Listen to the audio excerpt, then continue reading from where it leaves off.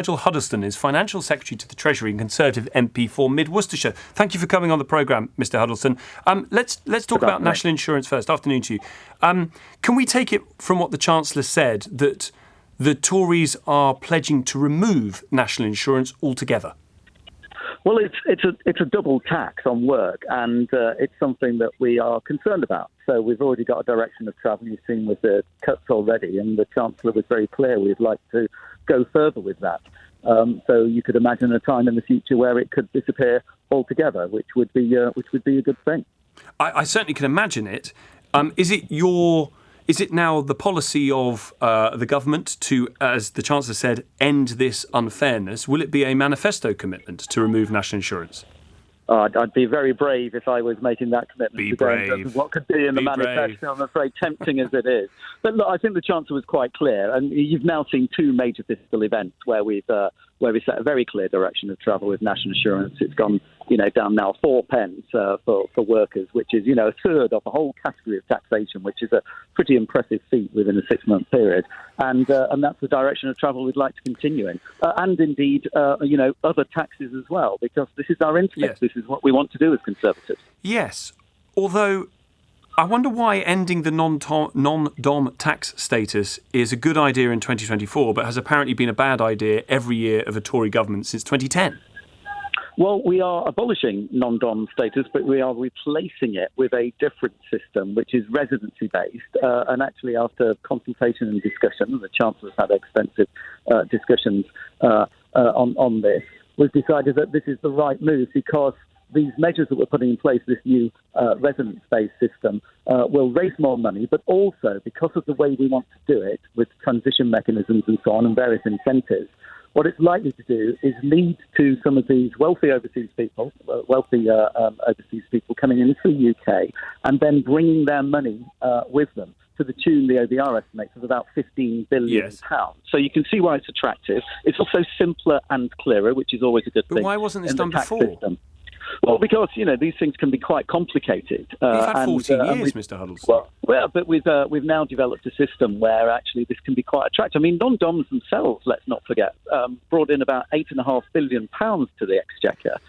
Yes. So they're quite an important contributor to the UK economy already. But when we've got a system now, and we can design a system that will bring in even more and bring in additional investment into the UK, then that's a good thing. But again, people will be wondering about the timing of this. The Chancellor said he'll be providing HMRC with the resources they need to ensure everyone pays the tax they owe. He says leading to an increase of £4.5 billion across the forecast period. That's a lot of money. Again, why wasn't this done earlier?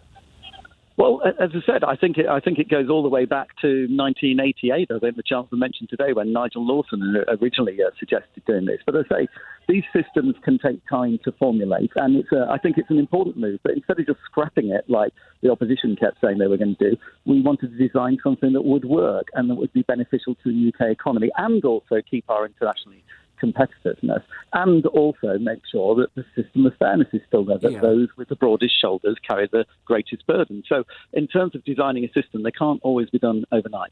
The Chancellor said that the budget cuts taxes, he wants reduced immigration and would increase GDP per capita. The OBR says the opposite, that compared with November forecasts, GDP per capita in 28-29 is down, migration is up, tax is down compared with November, but up compared with 23-24, partly because presumably of fiscal drag. So which vision of the future should my listeners believe, Jeremy Hunt's or the OBR's?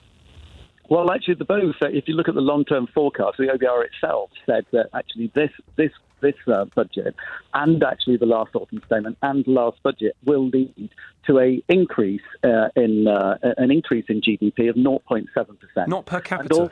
And also would really lead to a reduction in taxation as well, I think, by 0.5% over the end of the period. So I think it depends which bit you're dipping into in the OBR forecast. So they're wrong. But look, the direction of the OBR is not one. That's why we work with them very, very closely. But as I said, they say that it's going to be down. Long-term measures. GDP per capita. No, the GDP figure, the long term, is good. But this is why the Chancellor focused so much. And I think in his opening comments today, he said we don't just want to focus on GDP. We want to focus on GDP per capita.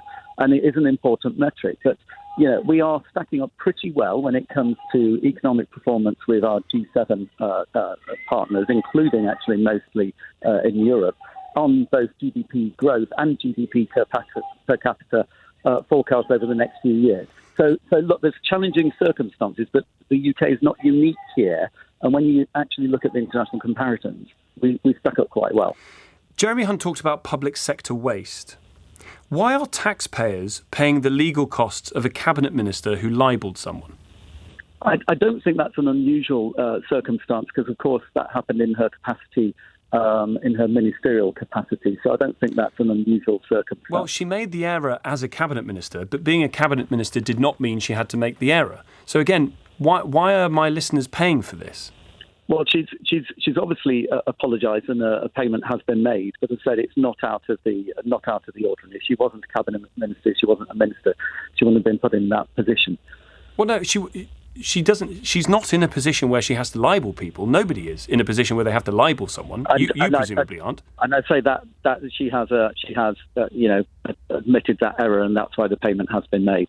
But the payments come from my listeners, and I just don't understand how that is in any way justifiable. How is it justifiable?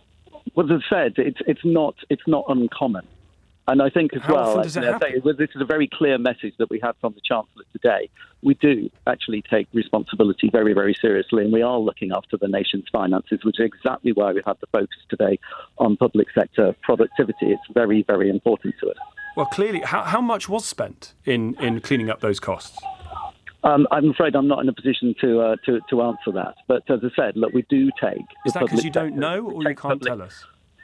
We can't take that. I don't know. We can't take. As I said, we do not take any expenditure for granted, actually, and we look after every penny of public expenditure.